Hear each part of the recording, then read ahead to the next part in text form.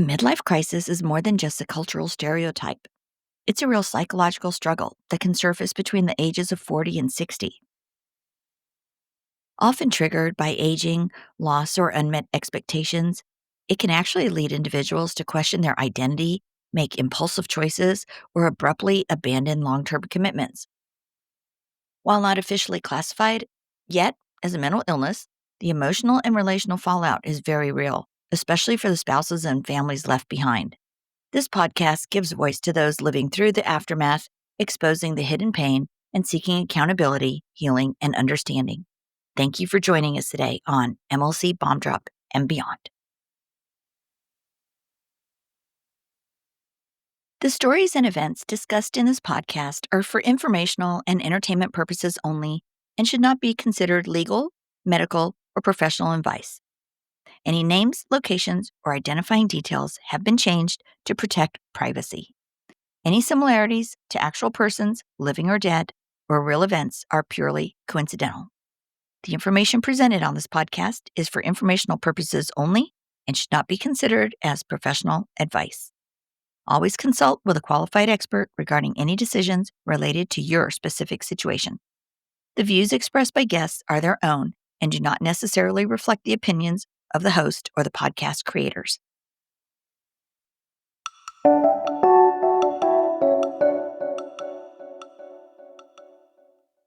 Yeah, all those behaviors, especially the dismissive tone, the devaluation, the gaslighting, the projecting, the I love you, but I'm not in love with you.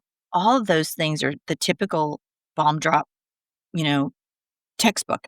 Yes. Was there a point where you thought, oh my God, he's losing his mind? And I'll use he because at the time it was sort of like as he told you that he wants to become a woman, he was sort of still a he. So, but at any point, did you think they're losing their mind? Yes. I don't know if I was capable of having that thought because he had me believing I was losing mine. Wow. What kind of things was she saying to make you think that? Actually, I was looking at some old images I had taken in order to prove gaslighting. Uh-huh. And it took me a very long time to figure out what gaslighting it was and then attribute that behavior to my ex. But I was looking at them before I connected with you tonight. Uh-huh. And I remember there was one particular message where I said, "You hurt my feelings." And he immediately said, "What is what I just said?" Which had been something to do with a trans friend I had never met. "How does that hurt your feelings?" And I had to look at the messages I had sent to show that he had just, I think he'd implied that I was fat or something to do with my weight. I can't remember. Uh-huh. But I had seen that message and gotten hurt, and then he'd made this comment about a trans friend, and I say, "You hurt my feelings," and he completely skipped over the conversation that had happened before that. So it was like my memory was gone because I swear I just said that.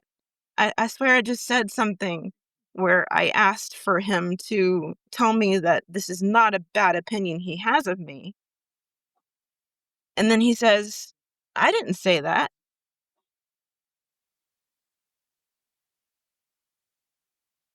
If I asked for affection as reassurance of his love, he would say, "But you have depression. How are you gonna know the difference?"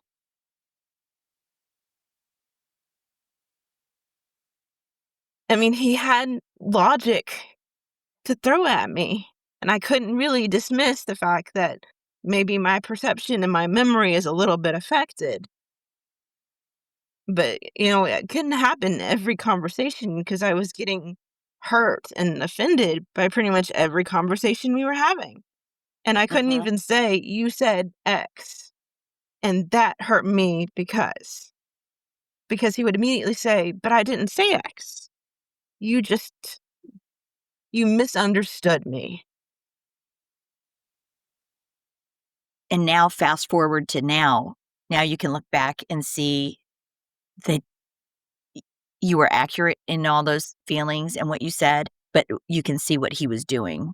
Eh, Finding the support group really changed my life because Oh, I yeah. started devouring information on midlife crisis and narcissism and empathy and all these different terms. And the more that I learned, the more that I understood exactly what I have been living through all that time. And I really believed I had been going insane and that he was such a saint for putting up with me while I was losing my mind. Wow. And Well, now Ruth, I'm I'm so in. glad you found the support group. That's huge because it's a game changer completely because you realize you're not alone and it wasn't your fault and that he went down this this which is hormone driven. And Yeah, in his case, extreme hormone driven and added and um yeah, that's a huge thing. But yeah, it had nothing to do with you. It was going to happen no matter what.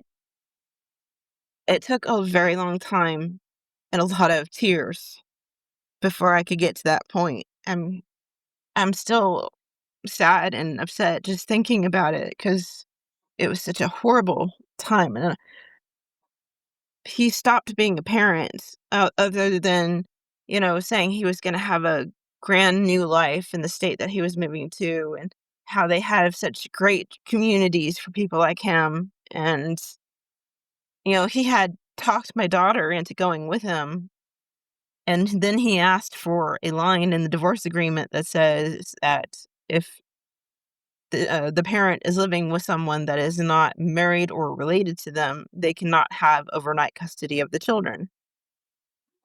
And then the first thing he did when he moved to this new state is have a person move in with him. So he was supposed to go and get settled and then send for my daughter, and the sending for never happened. So have the kids not been out there to see him or Nope. her? Hmm. Do they wanna go? My daughter especially, but he would have to help with logistics. It would Mhm. require transporting children. And it didn't take very much research and Googling to find out that it's very hard to transport children without a parent present, and for the parent to come is several $100s more. And I don't make that kind of money. Mhm. And so without her, planning the visit, I can't make it happen. And it's been 2 years and it's not happened.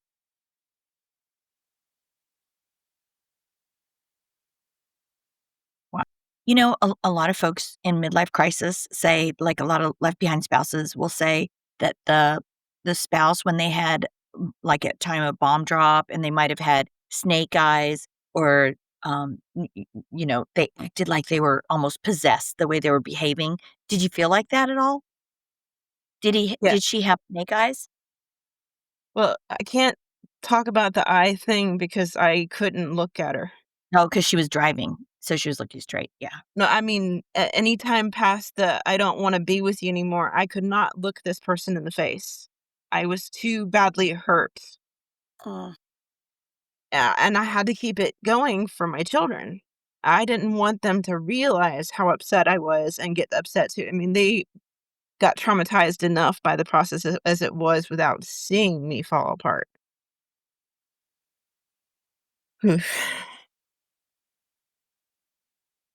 But, Wow. I forgot where I was going. What was the other part of the question about the snake Oh, eyes? if you thought, "Gosh, she's, like, robotic or demonic Oh, possessed," or something like that, yes, I remember, alien.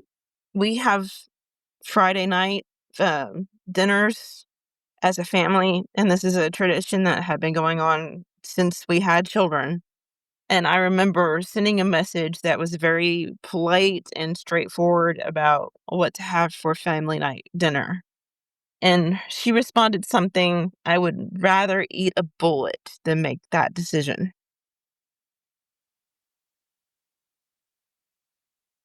That's such an odd response. Yeah. And it's just like, "Wait, how did you get there? What where did this is another one of those moments where am I losing my mind or is that person losing theirs? Because this is not the same conversation." Exactly. Wow. Well, And it sounds like it's, at least now she's out and she's started her new direction. And, how's it going for you with like, when she left, did she leave most of her things at the house? Are they oh, yeah. still there? Yeah, I put it in the divorce that, she had 6 months, and my lawyer actually considered that generous, and he said most people only get 30 days. I Mhm. said she had 6 months to come back and claim all of her things, but a large part of the stuff that left behind were my husband's, and my husband had ceased to exist. Yeah, So it was almost like I became a widow, but I didn't get the support of having lost my husband. I had so many people, kinda making fun of me because, "Hey, you drove her to other women," but I didn't get much in the way of, "Wow, you are now having to be a single parent and realize that you might be alone for the rest of your life. Because how am I ever gonna trust someone again?" exactly. And that is exactly how LBSs feel. The left behind spouse feel is a widow because the person we married is gone, Yeah. you know? Um whether they have a gender change or not, they are gone. They have become a different person, and it's absolutely mind-blowing how that happens. I mean, if my husband had passed, there would have been some blowback, there would have been, days of being upset, but at least people would have understood why I was upset. And they would understand that you're grieving, and here you are, you're grieving a lot. The husband that changed completely and now is left, and nobody understands that. They just look at it as, "Oh, they're getting divorced," or, whatever. Oh, and how many people suggested to me that I was partially responsible for the divorce.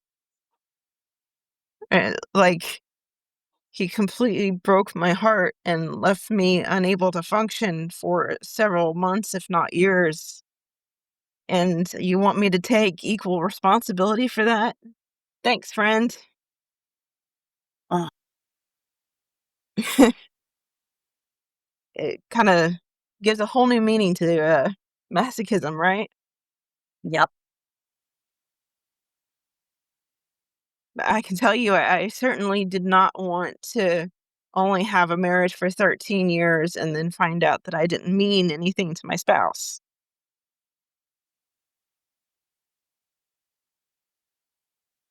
Yeah, nobody does.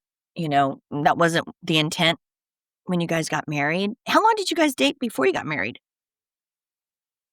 It was a bit whirlwind, but, I got pregnant first, and he stayed with me, and it was the happiest time of my life when my first child was born, and, he was a great dad. And so, 6 months after the birth, he proposed, and by the time that we got married, I was pregnant with the second. Aw. And we were living with his parents for that time before we got married, and then we moved into our own house.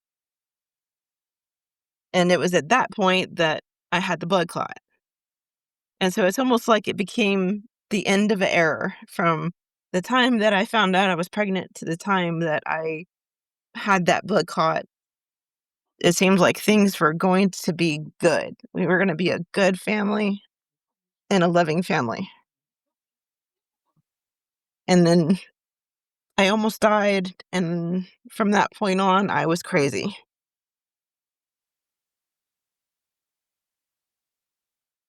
That could have been a real, trigger for him. I tried to talk to him about it, but like I said, the more I tried, the angrier he got. Mm. And I eventually just had to give up. Um, it sounds like he's in the tunnel still. Um, do you ever think, how do you feel about this? Like, do you fear that he could come out of the tunnel in a few years, 5 or 6 years, and wake up and look in the mirror and go, "Oh my god, who am I? What did I do?" Uh, I worry that one day he may wake up and realize that he threw away his children, mhm. and then I really hope that he doesn't have to deal with as much hurt as I did. So sometimes I kinda hope that he doesn't wake up, because there's a whole lot of bad stuff waiting to be processed, and not all of it has to do with me. Wow. Ruth, that's really generous of you to hope that he doesn't have to face all the reality, Mhm. that he stays in his little bubble, or that she stays in her bubble. Um,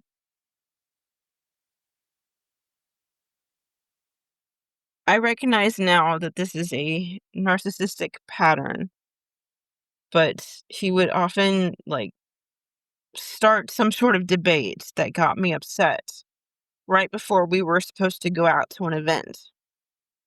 And so instead of being present for the event and sharing it with my family, I was stuck in my head going, "What did I do wrong?" So it never even occurred to me that I should worry about what other people were thinking about my spouse's transition into another gender. I was so stuck in, "Why isn't she happy?" yeah, Because it always seemed to be my fault.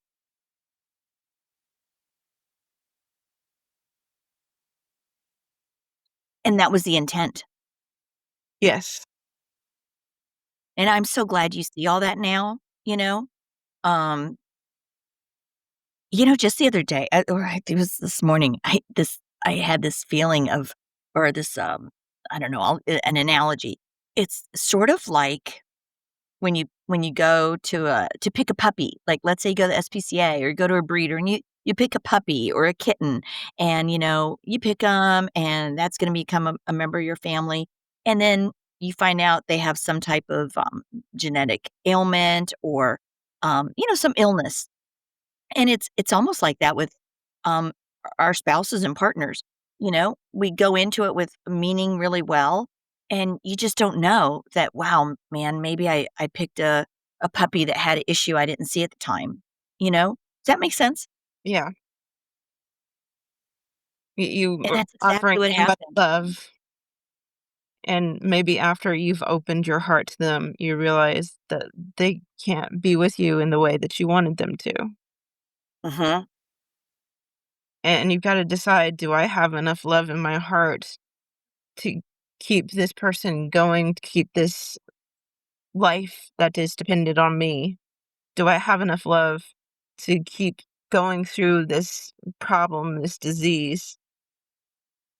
Or is it better for them that I let them treat it themselves? Because at least then they're not being hurt by me at the same time. Yep, and you can both go forward and still become your most authentic self.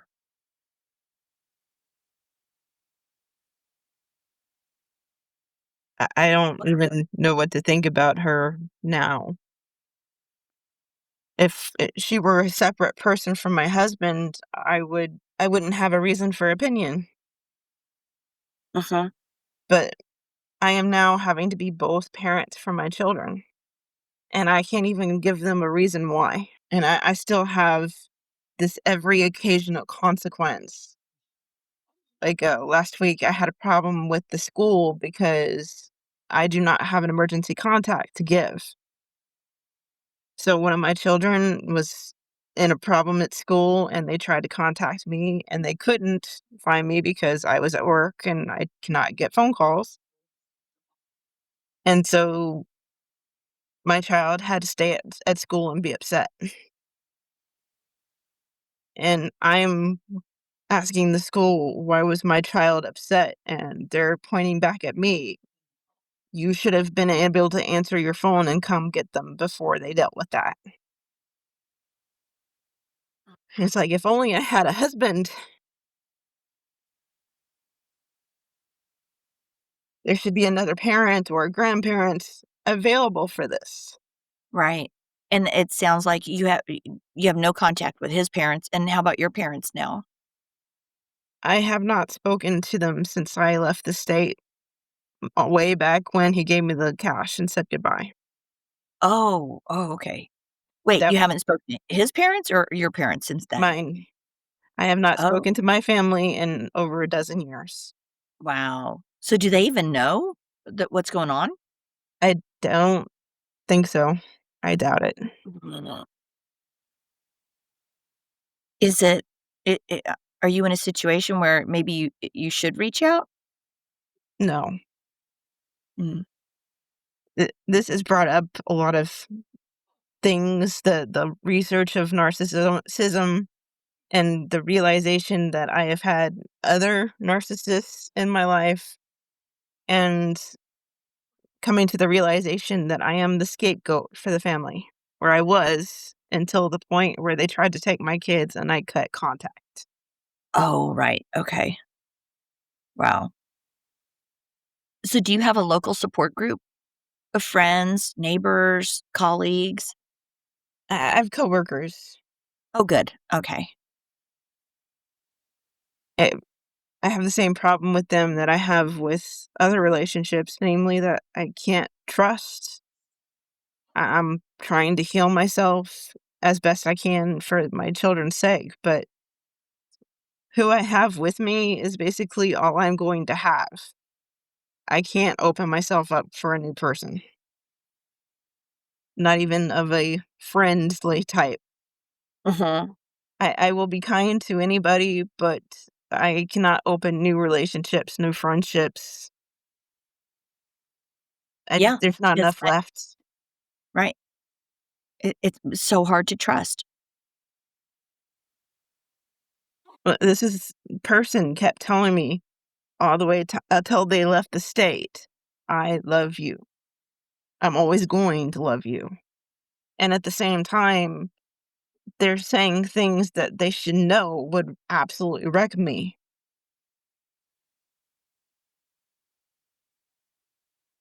And there was one particular time that they left me dinner that they should have remembered made me violently ill.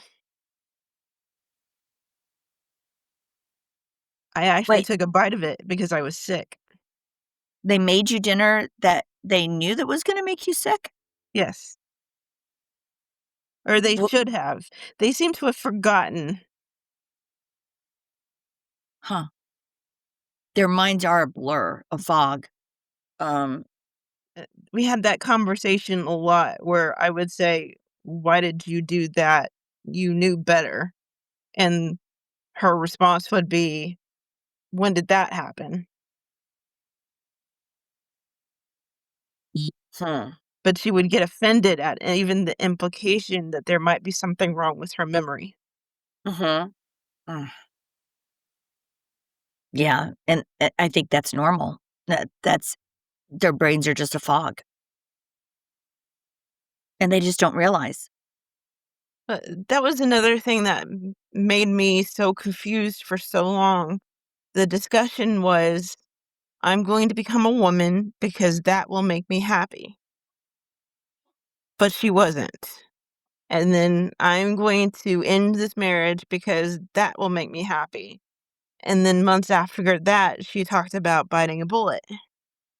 She wasn't happy in any of these instances, but she kept saying, "I'm doing this so I can be happy."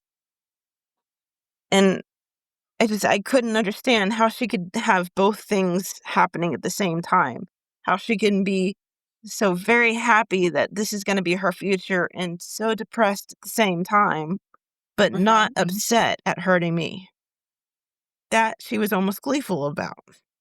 Right.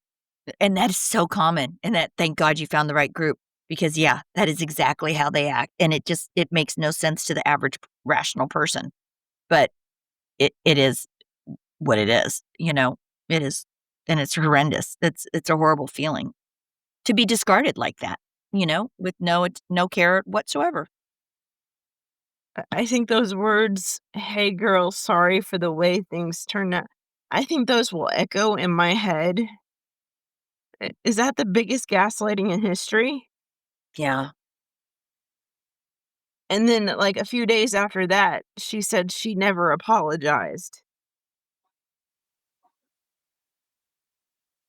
And she was referring to this conversation where she started with, "Sorry for the way things turned out." Oh, and, a month before she left the state, she tried to convince me to sell the house and take the kids to go with her. Well, I guess we should be glad that didn't happen. Well, I could almost I'd met the group at this point and I'd started studying, and even as I was still in love with her and never wanted to hurt her, I could just see, pulling up all the little stakes of my life, my new job, the house, the friends I'd made, and moving to a state where I was gonna be even less valuable than before because I didn't have a job or friends, and just getting devalued and discarded all over again. I could just see it happening. Yep. And so I asked, "What would that look like?" I asked her to write me a letter.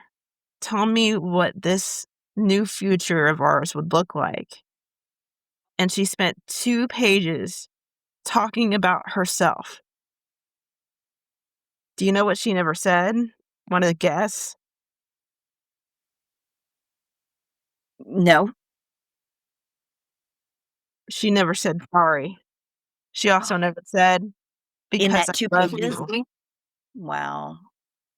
But, really, Ruth, I mean, that's exactly the behavior that is so textbook. There's just no other way for them to be. I mean, and that's where we get into that whole they're like possessed or zombie because they're acting like that. It's not rational. It's not how the normal person that loved you would have behaved whatsoever, you know? It's completely a different person. I still don't quite understand why she asked me to come at all when I said no. It was almost like a shrug of the shoulder or whatever. You know, Uh, I'm acknowledging that we are never going to have a relationship after this point by completely ignoring it. That seemed to be what she was conveying in that moment, yeah. and it still hurt.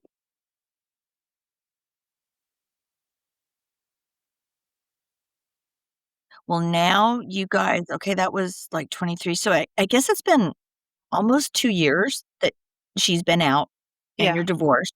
So are you, I know it takes a long time. How are you doing? I'm healing slowly. I'm learning whatever I can, and I really wish I had the ability to go to therapy.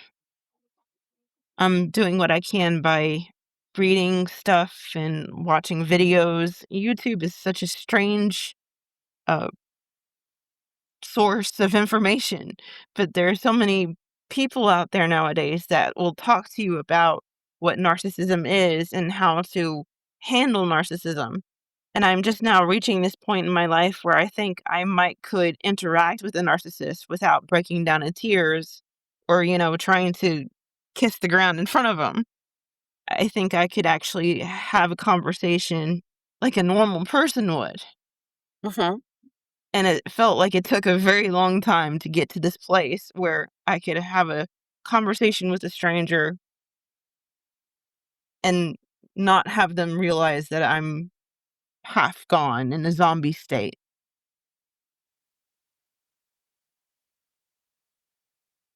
Do you feel like you're in a zombie state? Not anymore. Oh, good, As long good, I have evolved past the zombie. good. Yeah, it's a process, you know? And it can't be it's like it can't be rushed. Um, but that's good. You sound super strong, and, so that's good. You really do sound super strong, and you've got such um, a good perspective on everything. Um, yeah, it's just getting through it, you know? You've got a bright future to look forward to, and this is such a great age for the kids. You're gonna have your hands full, you know? Everything for me is about my kids. I want to make sure that they have the family I wanted. Mhm. And maybe I won't get to experience this kind of love story for myself, but hopefully, if I have enough of a parent to my children, if I can get them through this trauma and still have them say, "My mother was there for me, I never lost her." That's right. Maybe someday in the future, they will have a true love story, and I will be able to, get to see it and maybe share in it a little. But right now, I just wanna make sure that none of my baggage gets passed on, and so I'm constantly teaching my children the things that I am learning, and I think that's part of what makes me evolve. I'm trying to reframe it so my children can use it. Good for you. That is yeah. Um, are there any do you have any suggestions, advice, tips for others that are going through this? Especially with somebody who is with somebody who's transitioned or is in the process of transitioning?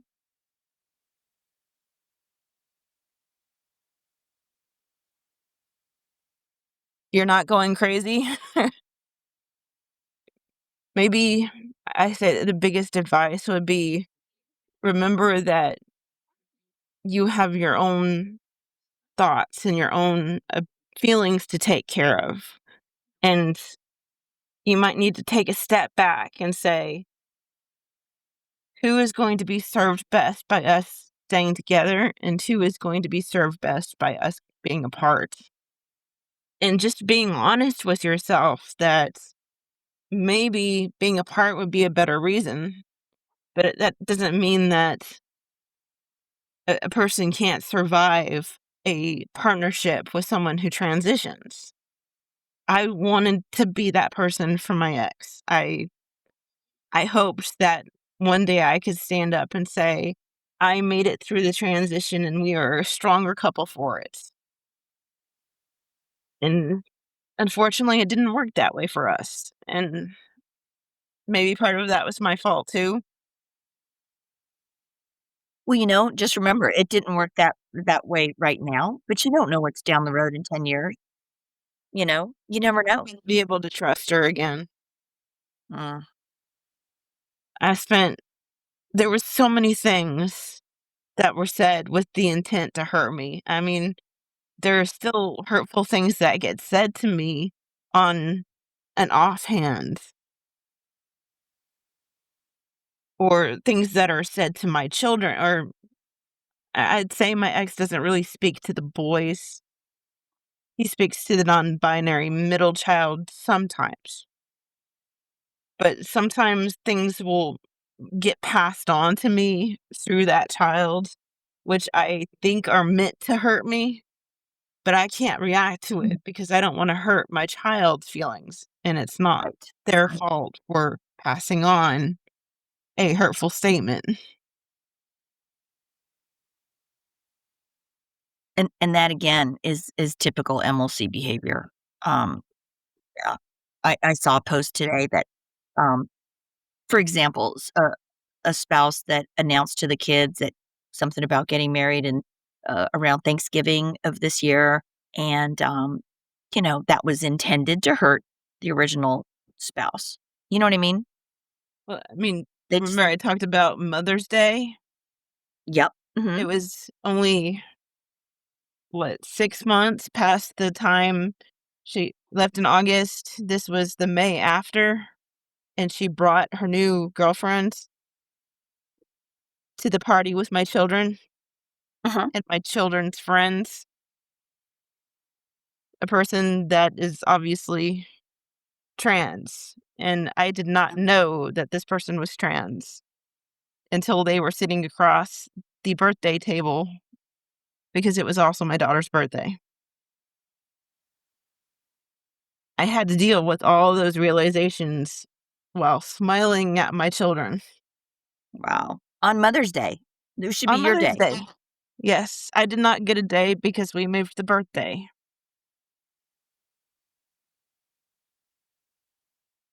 So this year, in order to keep that from happening, I scheduled with my children. I said, we should have the birthday on this weekend and Mother's Day on this weekend. And I asked them to make plans so that when I got in touch with my ex, I could say, the children want to do this on this day and they want to do that on that day. Do you want to do this or that?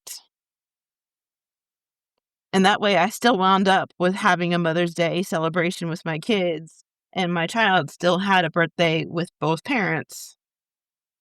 And I didn't have that heartbreaking moment of realizing that I'd given up any chance to a day in order to let my ex hurt me. Oh, Sometimes I cannot believe that this person has done all of this. It does not compute. no, it doesn't compute.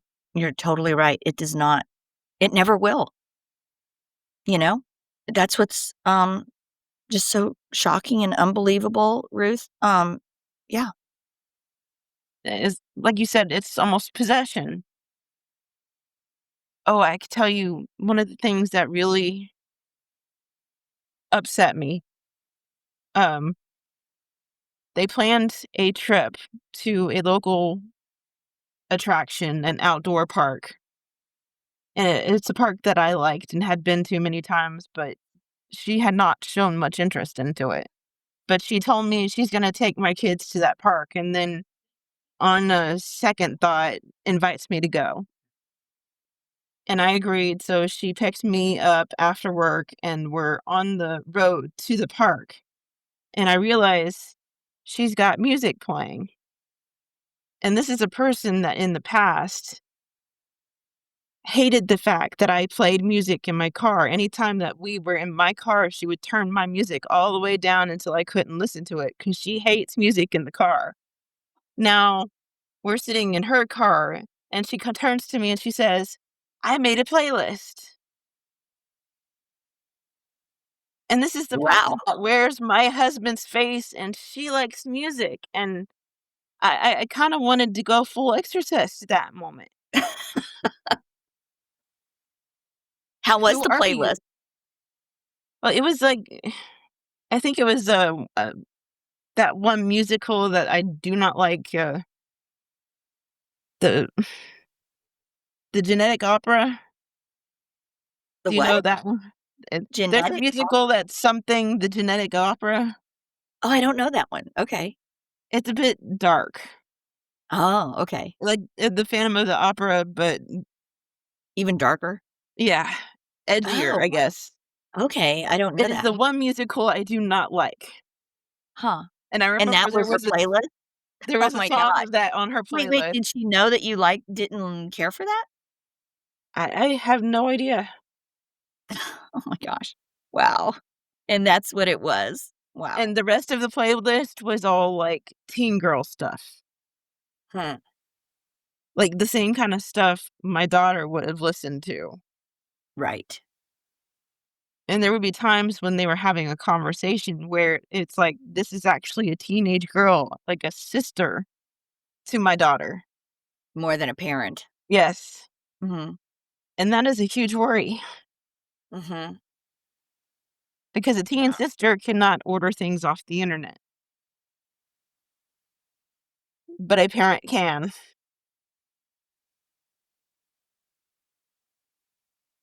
Huh.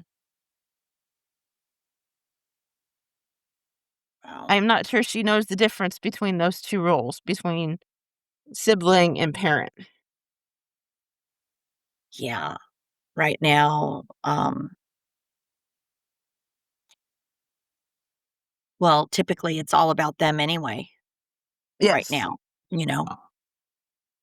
But what So, she's being is e- ev- emotionally mature at the same point. They are both teenage girls mhm. in her point of view.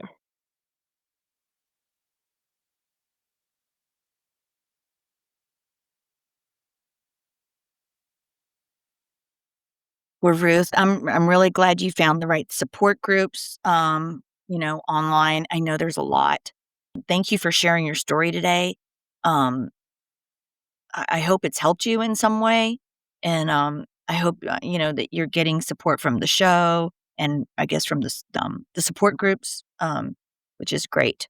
But, I know it's a horrible journey that we're all on, and but we're all the results for all of us are the same, whether we have a spouse that is transitioning to another gender or not. All those the behaviors of your spouse is textbook just like everybody else, whether they're transitioning or not, it's all the same, and the discard and the feelings that we have to encounter or and our kids, it's all the same.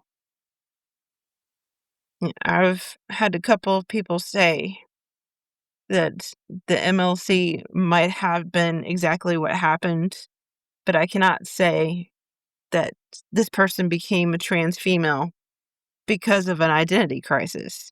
Maybe the hormones triggered the identity crisis, but even if she wakes up one day, she might not care that she is a female. She might care that she doesn't have a wife and children.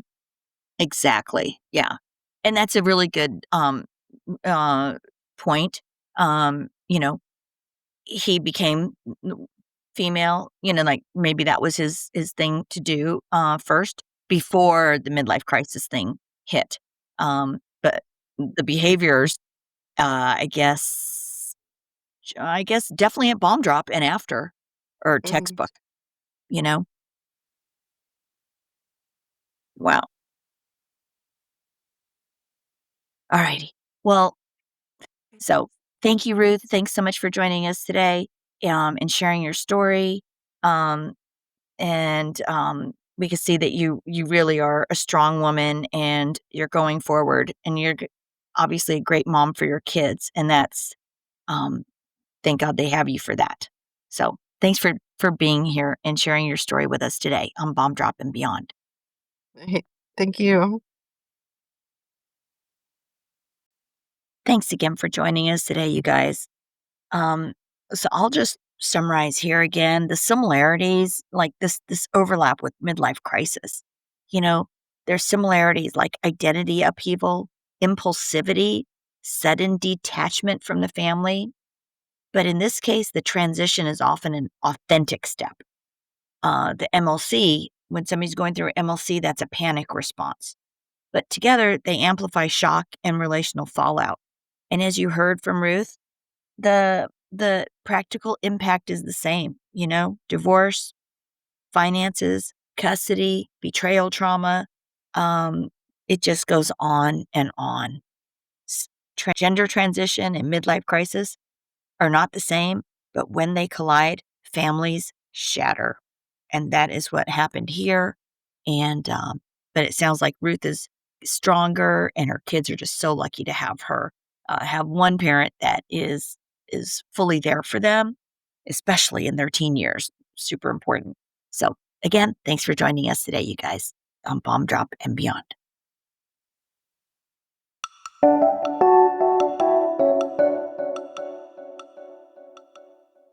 You guys, forward moving spouses, you are not alone. Left behind spouses, you are not alone. Those in crisis, you are certainly not alone. This is just crazy how epidemic this has become.